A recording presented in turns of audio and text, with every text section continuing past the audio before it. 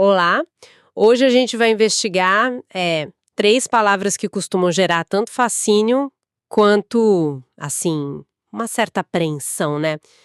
Quando se fala de Bíblia e fim dos tempos. Armagedon, anticristo e arrebatamento. Uhum. Temos um material bem interessante aqui que busca explicar esses conceitos com base no texto bíblico, né? E mostrando diferentes pontos de vista, sem tentar converter ninguém. Exato. Nosso objetivo aqui é entender o que as fontes realmente dizem, sabe? De onde vêm essas ideias e como as diferentes correntes do cristianismo, como elas organizam isso tudo. Perfeito. E um ponto de partida crucial que o material destaca logo de cara é que falar do fim na Bíblia não é só sobre desastre, né? É também sobre justiça, sobre a derrota final do mal e um novo começo. Armagedon, por exemplo, não é só um nome assustador, sabe? Ele funciona como um poderoso símbolo desse confronto decisivo, Ah, sim. onde a vitória final é de Cristo sobre tudo que se opõe a Deus, né? E isso já nos joga numa questão central que permeia todo o material, que é como lidar com profecias. A tendência é ler de forma literal, buscar o simbolismo ou tentar o meio termo, tipo assim, vamos explorar isso. Certo. Vamos começar a desembrulhar isso aí, então. Começando pelo Armagedon, um nome que, nossa, já virou quase sinônimo de catástrofe global, né? De onde ele vem biblicamente? Olha, o termo específico Armegido, que significa monte de Megido, ele aparece só uma vez na Bíblia inteira. Tá lá em Apocalipse 16, versículo 16. Só uma vez? Interessante. Pois é, e aqui tá o fascinante. Megido não é um lugar mítico, sabe? Foi um local estratégico real, lá no norte de Israel. Palco de inúmeras batalhas decisivas ao longo da história. Ah, então era um lugar conhecido pelas batalhas. Muitas batalhas. E aí, no livro de Apocalipse, esse lugar com um passado tão carregado de conflitos, ele se torna o ponto de encontro simbólico dos reis do mundo inteiro. Uhum. Para a batalha final, descrita como a batalha do grande dia do Deus Todo-Poderoso. Nossa. Então a escolha desse local não é aleatória mesmo. Carrega toda essa memória histórica de confrontos decisivos para se tornar o símbolo do confronto definitivo. Precisamente, ele funciona como um emblema, sabe?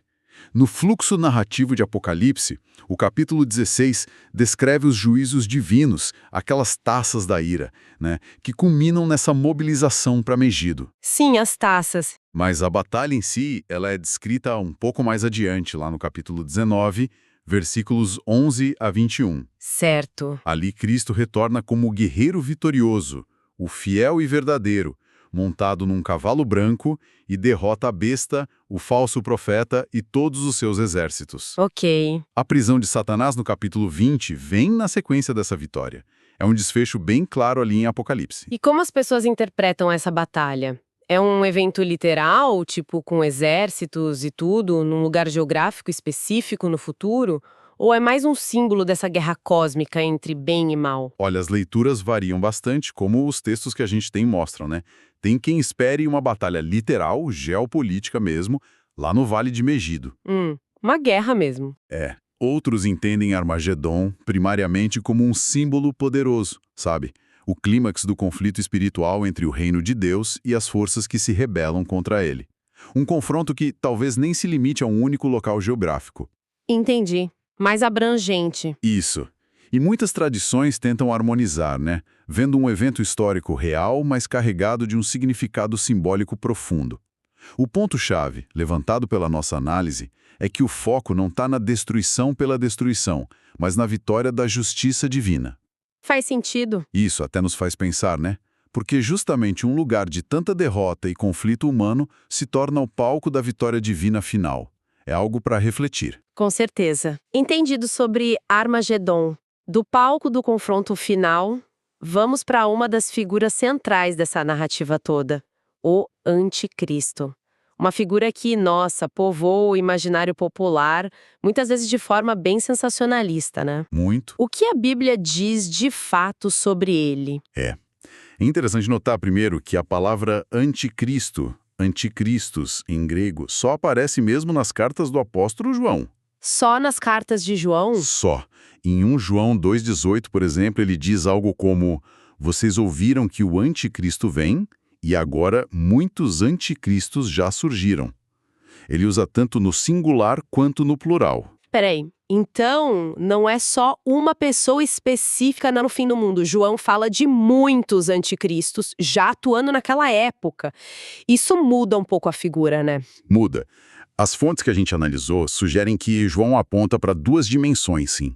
Por um lado, um espírito do anticristo, como ele chama em 1 João 4,3.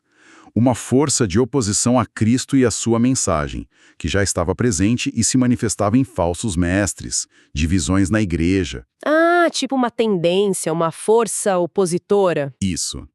Mas, por outro lado, parece haver também a expectativa de uma manifestação final, mais intensa e talvez personificada dessa oposição. Só que o conceito de uma figura ou poder antagonista final, ele não se restringe só a João, sabe? Ah, então outros textos bíblicos falam de figuras parecidas, mesmo sem usar o nome anticristo. Quais seriam elas? Sim, e a análise que a gente tem conecta esses pontos. Temos, por exemplo, o homem da iniquidade, ou filho da perdição, que Paulo descreve lá em 2 Tessalonicenses 2. Ah, sim, lembro dessa passagem. Ele se opõe a Deus, se exalta acima de tudo e até se assenta no santuário de Deus, querendo parecer Deus. Uma figura bem desafiadora. Com certeza. Depois, lá em Apocalipse 13, surge a famosa besta que emerge do mar, geralmente interpretada como um poder político, tirânico, perseguidor, que recebe autoridade do dragão, ou seja, de Satanás. A besta do mar. E junto dela, age outra besta, que emerge da terra, conhecida como o falso profeta. Esse representa mais um poder religioso enganador que promove a adoração à primeira besta. Uma dupla perigosa, então. Poder político e religioso distorcidos. Exato. E se a gente voltar para o Antigo Testamento, no livro de Daniel, capítulos 7 e 8, tem a figura do chifre pequeno, um poder arrogante que blasfema contra Deus e persegue o seu povo. Nossa, são várias figuras, mas parece que elas têm algo em comum, né? Quais seriam os traços principais que caracterizam essa oposição final, segundo esses textos todos? Alguns traços são bem recorrentes, sim, e marcantes nas descrições bíblicas. Primeiro, o engano. Engano ideológico, religioso, muitas vezes apoiado por sinais e prodígios da mentira, como diz Paulo em 2 Tessalonicenses, para seduzir as pessoas. O poder da mentira, né? Exato. Segundo, a arrogância e a autoexaltação. Chega ao ponto de desafiar o próprio Deus e profanar o que é sagrado. Está lá em Tessalonicenses, está em Daniel. Terceiro, a perseguição. Uma perseguição ativa aos que permanecem fiéis a Deus. Apocalipse 13:7 e Daniel 7:21 são bem claros nisso. Então, engano, arrogância e perseguição. Mas tem alguma esperança aí? Ou é só poder e opressão? Tem sim, e esse é um ponto crucial, sempre ressaltado nos textos. O poder dessas figuras é limitado. Limitado no tempo e na sua ação por causa da soberania de Deus. Existe aquilo que o detém, como Paulo fala misteriosamente em 2 Tessalonicenses. Aquilo que o detém. Interessante. E o fim dele já está decretado. Será destruído pela vinda gloriosa de Cristo. Está lá em Tessalonicenses 2:8 e Apocalipse 19:20. A mensagem final não é de medo, sabe? É de que, apesar da força aparente do mal, a vitória definitiva pertence a Deus. Mas e os fiéis? Onde eles se encaixam nesse quadro todo? Isso nos leva direto ao arrebatamento. Outro termo bastante debatido, né? Exatamente. O que as fontes que a gente tem dizem sobre o que é o arrebatamento e onde a Bíblia menciona isso? Bom, o conceito de arrebatamento está ligado principalmente a uma passagem bem conhecida. 1 Tessalonicenses, capítulo 4, versículos 13 a 18. Ah, a passagem clássica. Isso. Ali, o apóstolo Paulo está consolando os crentes sobre os que já tinham morrido em Cristo. Ele diz que, na vinda do Senhor, os mortos em Cristo vão ressuscitar primeiro. Certo. E depois, os cristãos que estiverem vivos naquele momento serão arrebatados. A palavra grega aqui é arpazou. Arpazou. O que significa? Tem a ideia de agarrar, levar rapidamente, até raptar, sabe? Serão levados juntamente com os ressuscitados nas nuvens para encontrar o Senhor nos ares. É um encontro. Levar rapidamente, isso sugere mesmo um evento súbito, né? Existem outras passagens importantes que falam sobre isso. Sim. Outras duas são frequentemente citadas nesse contexto.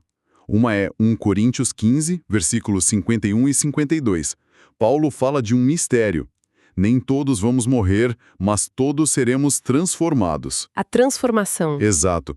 Num momento, num abrir e fechar de olhos, ao som da última trombeta. Essa transformação instantânea para um corpo glorificado é vista como parte desse mesmo evento do encontro com Cristo. Entendi. E a outra passagem? A outra é Mateus 24, versículos 29 a 31.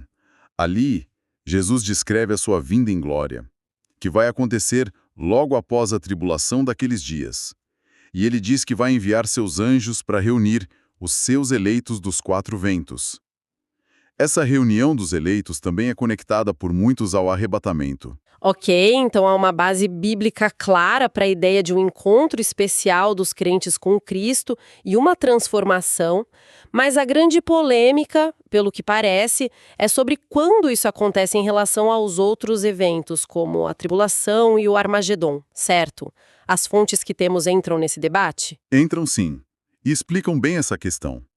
Apesar de haver concordância sobre os elementos centrais, a volta de Cristo, que é chamada de parousia, a ressurreição dos justos, a transformação dos vivos e a reunião com o Senhor, a grande divergência está na cronologia. Na ordem dos fatos, né? Exatamente. A questão é, esse encontro acontece antes, durante ou depois daquele período de grande tribulação que é descrito em textos como Mateus 24 e Apocalipse. A análise que a gente tem apresenta as três visões clássicas sobre isso de forma bem didática. Ótimo, vamos a elas então. Como essas visões se diferenciam na organização desses eventos finais? Quais são os argumentos? De forma bem resumida, as três posições mais conhecidas são essas.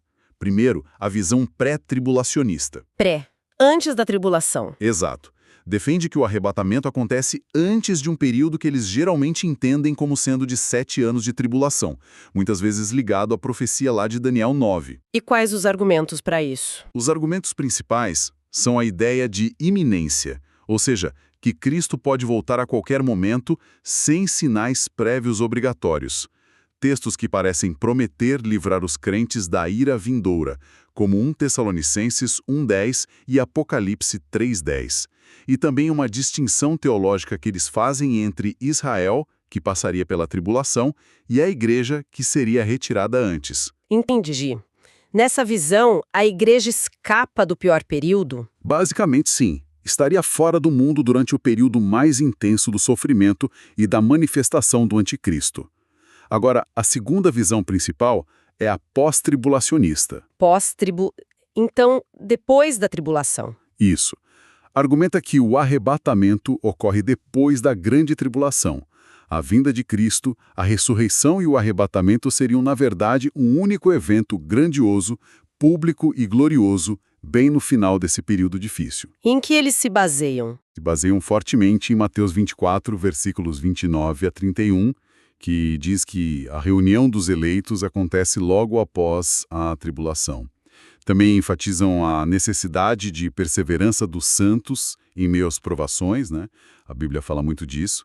E eles veem a última trombeta de 1 Coríntios 15 como o anúncio final da vitória de Cristo, não um evento secreto que acontece antes. Então, para eles, a igreja enfrenta a tribulação. Sim. Nessa visão, a igreja permanece na terra e passa pela tribulação junto com o restante do mundo. E, por fim, tem a visão mid-tribulacionista, ou mesotribulacionista. Mid? No meio. Exatamente. Como o nome sugere, posicionou o arrebatamento no meio do período de 7 anos da tribulação. Talvez depois de uma primeira fase menos intensa e antes da fase mais severa. E como justificam essa posição? Eles buscam conciliar elementos das outras duas visões, sabe? Usam arcos como a abominação da desolação, que Daniel e Mateus 24 mencionam como ocorrendo no meio da semana profética. Ou então associam a última trombeta de 1 Coríntios com a sétima trombeta de Apocalipse, que acontece mais para o meio do livro, vendo isso como um possível momento de transição para o arrebatamento. Entendi. Pré, pós ou mid, antes, depois ou no meio da tribulação. A cronologia muda bastante dependendo da visão que se adota, né? Mas, apesar dessas diferenças todas, qual é o ponto fundamental em que todas elas concordam, segundo a análise que a gente está vendo? Olha, o ponto de convergência essencial, e isso é bem ressaltado nos textos, é a fé na vitória final e absoluta de Cristo sobre todas as forças do mal, e a certeza da reunião gloriosa dos seus seguidores com ele. Ah, então o destino final é o mesmo para todas as visões? Exatamente. Todos concordam no destino final, a redenção completa, a vida eterna com Deus, mas discordam sobre o mapa exato e a ordem das paradas nesse caminho final, digamos assim. O foco da esperança cristã, no fim das contas, e o material sublinha isso, não é acertar a data ou a ordem exata, mas confiar naquele que venceu. Isso é um ponto muito importante. E nos leva a tentar juntar as peças, né? Como essa análise sugere que Armagedon, Anticristo e arrebatamento se encaixam no quadro geral, especialmente na narrativa do Apocalipse, que parece ser o livro central para tudo isso. Sim, Apocalipse é chave. Lido como uma narrativa progressiva, e embora a gente precise lembrar que é cheio de simbolismos e talvez não seja estritamente linear, né? Ele parece mostrar um padrão, Qual seria esse padrão? um crescimento do engano e da oposição a Deus, simbolizados pela besta e pelo falso profeta. Depois, uma série de juízos divinos que vão se intensificando sobre o mundo. Selos, trombetas, taças. Uhum. Aí vem a mobilização das nações para o confronto final, o Armagedon, a intervenção decisiva e vitoriosa de Cristo, e, finalmente, a derrota completa do mal e o estabelecimento da justiça e do reino de Deus. E o arrebatamento entra onde nessa sequência? Pois é, a questão de onde exatamente o arrebatamento se encaixa nessa sequência é justamente o ponto de debate entre as visões pré, mid e pós, como a gente viu. Mas todas elas, de um jeito ou de outro, veem esses elementos culminando no mesmo resultado: Cristo reina. Certo. E a leitura desses textos todos levanta até uma questão metodológica interessante que a análise aponta. É melhor seguir a ordem literária de Apocalipse para entender a sequência ou tentar criar uma linha do tempo única, harmonizando Apocalipse com o Daniel, com Mateus 24, com as cartas de Paulo. São abordagens diferentes que podem levar a resultados diferentes na interpretação. Com certeza. E para a gente não cair em especulações mirabolantes ou interpretações que acabam gerando mais medo do que fé, né? O material que a gente tem oferece algumas dicas para uma leitura mais responsável dessas profecias, certo? Sim, e são princípios muito úteis e equilibrados, eu diria. Primeiro, reconhecer o gênero literário. Apocalipse, partes de Daniel, isso é literatura apocalíptica. Usa muitos símbolos, números com valor teológico, imagens fortes que nem sempre são para serem decifradas literalmente, como se fosse um código secreto. É preciso entender o estilo, né? Fundamental. Segundo, comparar as escrituras. Não isolar uma passagem.